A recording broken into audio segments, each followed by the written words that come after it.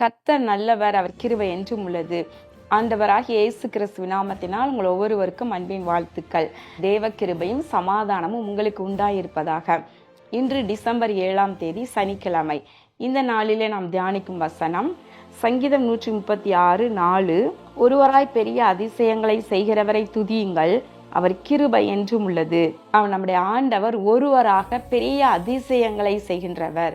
இவ்வளோ பெரிய அதிசயங்களை தாம் ஒருவரே அவர் செய்தாலும் அவர் கிருபை என்றும் உள்ளது என்று பார்க்கின்றோம்.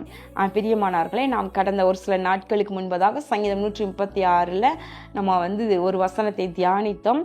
அப்போ நான் சொன்னேன், இந்த சங்கீதத்துல ஒவ்வொரு வசனத்தின் பின்பகுதியிலும் அவர் கிருபை என்றும் உள்ளது, அவர் கிருபை என்றும் உள்ளது என்று எழுதியிருக்கிறது என்று. பிரியமானவர்களே, நம்முடைய தேவன் மிகவும் பராக்கிரமம் உள்ளவர். அவர் தாம் ஒருவரே அதிசயங்களை, பெரிய அதிசயங்களை செய்கின்றவர். இதுல அடுத்த வசனம் பார்த்தீங்களா, வானங்களை ஞானமாய் உண்டாக்கினவரை துதியுங்கள். அவர் வானங்களை ஞானமாய் உண்டாக்கினார். எப்படி உண்டாக்கினார்? நம்ம சங்கீதத்துல பார்க்கின்றோம், அவருடைய வாயின் வார்த்தையினால வானங்களையும் நாசியின் சுவாசத்தினால சர்வ சேனையையும் உண்டாக்கினார் என்று பார்க்கின்றோம். அப்ப பாருங்களேன், ஒருவராக அவர் வானங்களை ஞானமாய் விரித்திருக்கின்றார். நம்ம பார்க்கிறோம், அண்ட சராசரத்துல ஏராளமான நட்சத்திரங்களை உருவாக்கி அவைகளுக்கு பெயரிட்டு அழைக்கின்ற தேவனாக இருக்கின்றார்.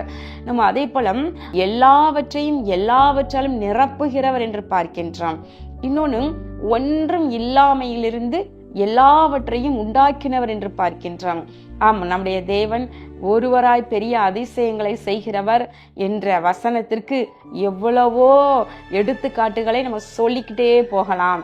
அவர் நம்ம பூமியில பார்க்கின்றோம், இன்னும் நம்முடைய வாழ்க்கையில பார்க்கின்றோம், வேதத்துல பார்க்கின்றோம், பழைய ஏற்பாடு புதிய ஏற்பாடு என்று சொல்லி அவர் தாம் ஒருவரே எவ்வளவு அதிசயங்களை செய்கிறார் என்றும், செங்கடலை 2ஆக பிரித்தார் என்று பார்க்கின்றோம், பார்வோனின் சேனை அதில் கவிழ்த்து போட்டார் என்று பார்க்கின்றோம், மாறாவின் தண்ணீரை மதுரமாய் மாற்றினார், கண்மலையிலிருந்து தம்முடைய ஜனங்களுக்கு தண்ணீரை பெருகி வர பண்ணினார் என்று பார்க்கின்றோம். எவ்வளவு ஜனங்கள் வனாந்தரத்துல போறாங்க, அவங்களுக்கு தாகம், தண்ணீர் வேண்டி இருக்குது. தினம்தோறும் அவர்களுக்கு உணவு எல்லாவற்றையும் கொடுத்து ஆதரிக்கிற தேவன் வானத்திலிருந்து மன்னாவை வர்ஷிக்க பண்ணுகின்றார். அதே நேரத்துல இறைச்சி வேணும் என்று கேட்ட உடனே அத்தனை ஜனங்களுக்கும் இறைச்சி கொடுக்கின்றார். தண்ணீர் தேவையான நேரங்கள்ல 2 முறை வேதத்துல எழுதப்பட்டிருக்குது, அவர்களுக்கு தண்ணீர் இல்லாம அவங்க தவிச்சு போறாங்க. அப்ப கண்மலையில தண்ணீர் புறப்பட்டு வர பண்ணுகிறார் என்று பார்க்கின்றோம். ஏதோ 1 குடம் 2 குடம் கிடையாது. ஆனா அத்தனை ஜனங்களும் 6 லட்சத்திற்கு அதிகமான ஜனங்களுக்கும் தண்ணீரை புறப்பட்டு அவர்களை போஷித்தார், அவர்கள் பானம் பண்ணினார்கள் என்று பார்க்கின்றோம். அப்போ ஒருவராய் அதிசயங்களை செய்கின்றவர்.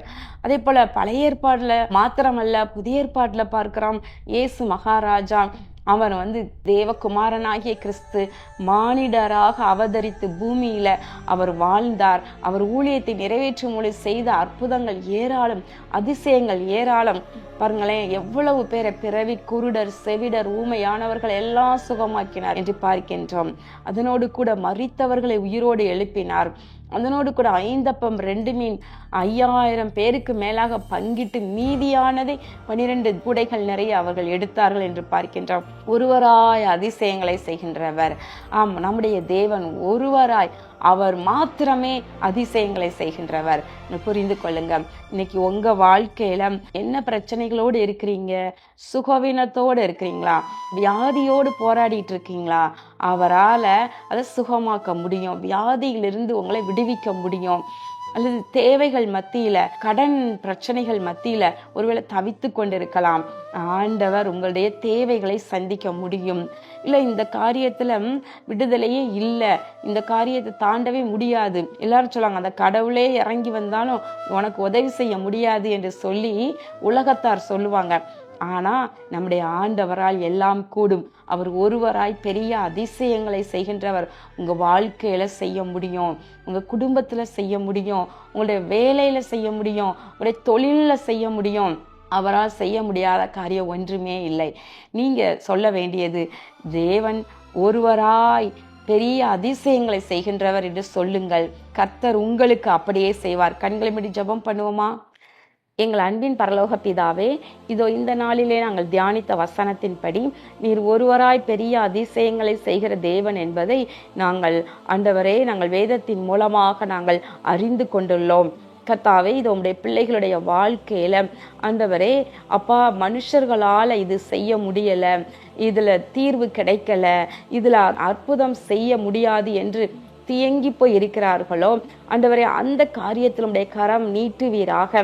இதோ தகப்பனே, உடைய பிள்ளைகளுடைய வாழ்க்கையில நீர் ஒருவராய் பெரிய அதிசயங்களை செய்வீராக. ஆண்டவர் ஒவ்வொருவரையும் ஆசீர்வதிப்பீராக. இயேசு கிறிஸ்துவின் நாமத்தினாலே வேண்டிக் கொள்கிறேன் நல்ல பிதாவே, ஆமேன். அன்பு தேவனுடைய பிள்ளைகளே, இதோ விசேஷமாக இந்த டிசம்பர் மாதத்துல நம்ம கர்த்தரை அதிகமாய் துதிக்க வேண்டும். நீங்க உங்களுடைய வாழ்க்கையில செய்த அதிசயங்களை, அற்புதங்களை எண்ணி நீங்க துதியுங்கள். கர்த்தர் இன்னும் பெரிய காரியங்களை உங்களுக்கு செய்வார். கர்த்தர் உங்களை ஆசீர்வதிப்பாராக. ஆமேன்.